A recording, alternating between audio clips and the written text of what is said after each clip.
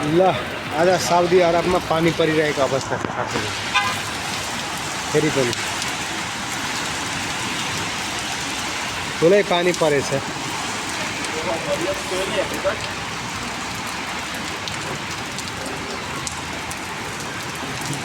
ठुलै गड्याङ गुडुङ पनि गर्दैछ आकाश।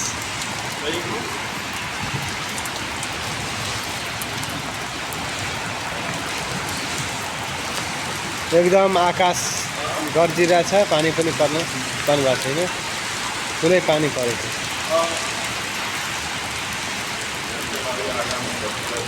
यो पानी पर्ने सिजनै हैन, त्यही पनि खै के भन्नु। के भएको पानी परेको छ।